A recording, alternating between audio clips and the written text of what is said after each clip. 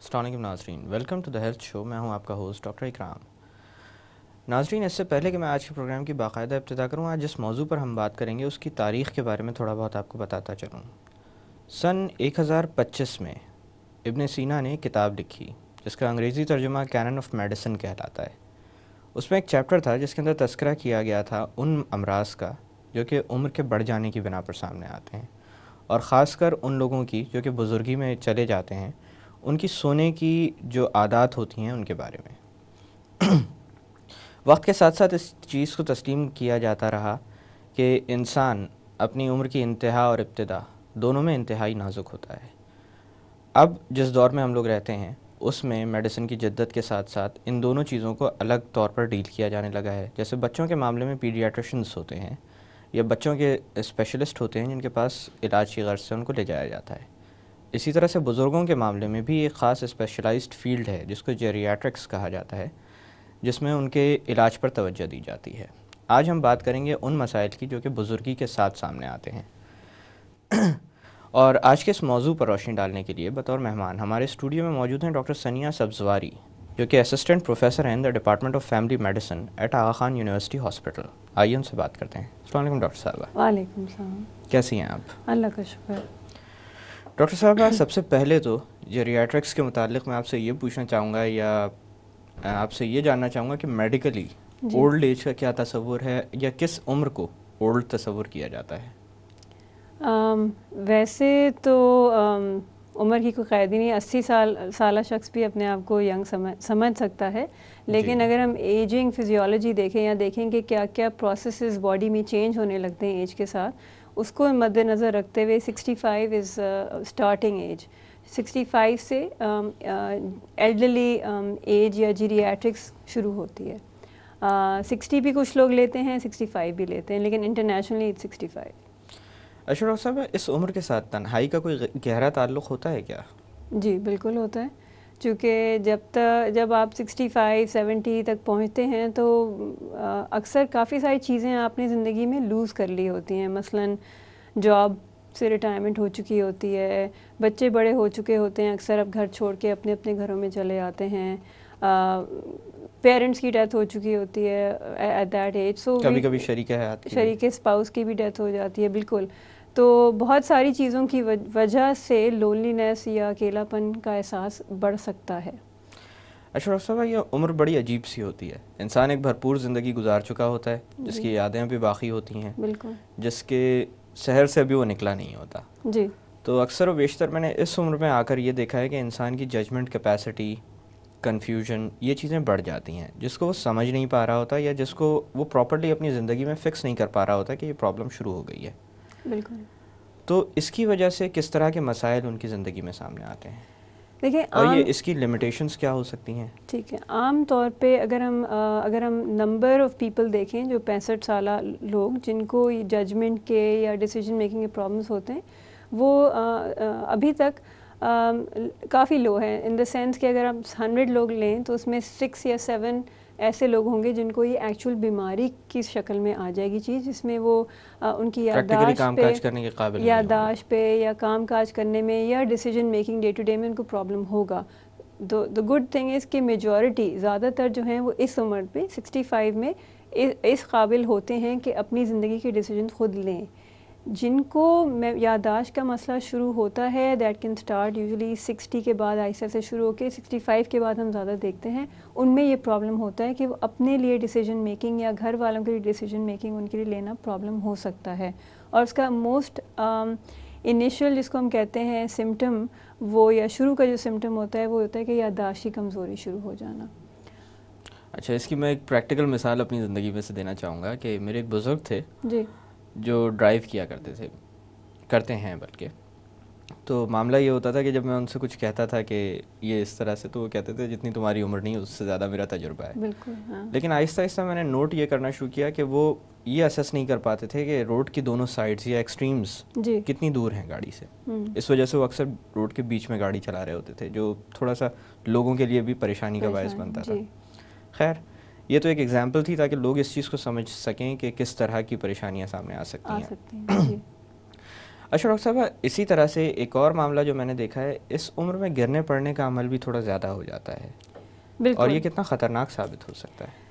Actually ہم اس کو false کہتے ہیں. گرنا جو ہے وہ جیسے جیسے عمر بڑھتی جاتی ہے اس کا رسک بھی بڑھتا جاتا ہے، اور اس کا تعلق کچھ بیماریوں سے بھی ہے. تو جن لوگوں کو بلڈ پریشر یا شوگر کی بیماری ہوتی ہے ان کے چانسز ویسے ہی زیادہ ہوتے ہیں. لیکن ایج وائز اگر آپ 50 ایئر اولڈ کو دیکھ لیں ورسز 70 ایئر اولڈ، تو 70 سالہ شخص کے گرنے کے چانسز زیادہ ہو جائیں گے. پرابلم جو ہم دیکھتے ہیں کلینکل پریکٹس میں وہ یہ ہے کہ اکثر لوگ گرنے کے بعد آتے نہیں ہیں چیک کروانے جب تک کہ ان کو خدا نہ سے کوئی بڑی چوٹ نہ لگے.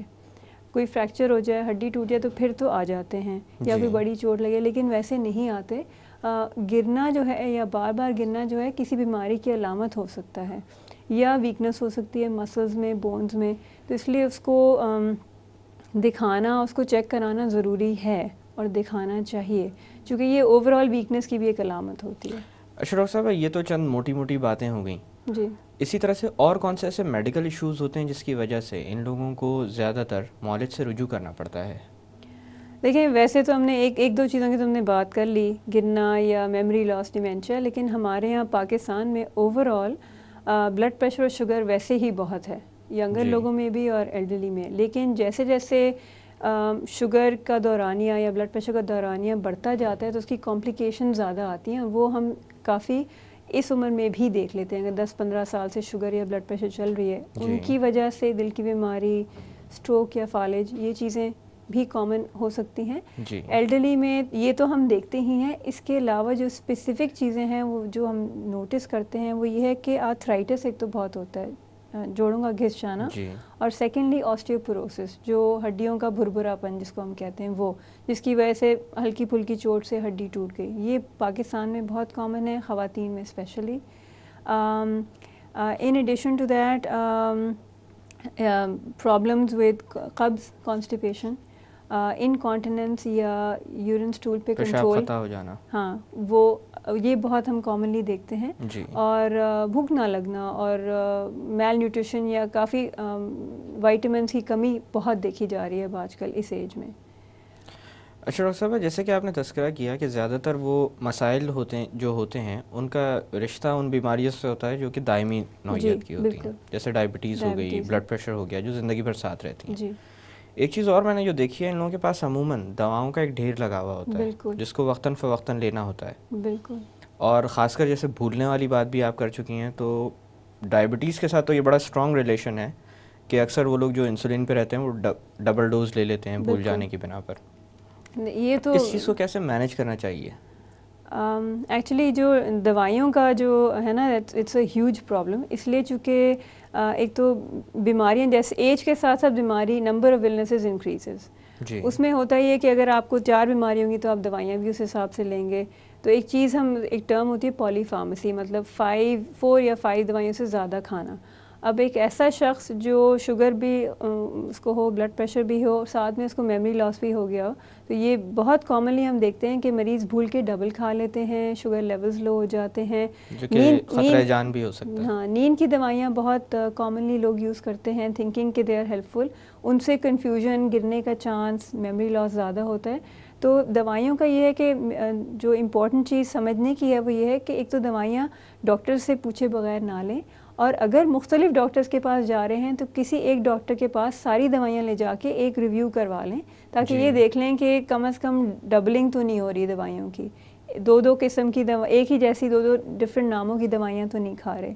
اور جتنی دوائیاں کم ہو سکتی ہیں، کچھ دوائیاں خود سے کھا لیتے ہیں نزلے کھانسی کی مثلا، نیند کی، وہ اگر ہم کم کر دیں. نہ صرف یہ بلکہ ملٹی وائٹامنس تو اکثر جو اولادیں باہر ہوتی ہیں وہ ویسے ہی بیچتی ہیں، وہ کھاتے رہتے ہیں. پھر ہومیوپیتھ میڈیسنز بھی ہوتی ہیں حکیمی، تو کبھی کبھی کمبینیشن آف میڈیسن سے بہت سارے سائیڈ ایفیکٹس ہو جاتے ہیں جو اوائڈ کیے جا سکتے ہیں اگر ان کی دوائیوں کو ایک دفعہ تفصیلی طور پہ دیکھ لیا جائے.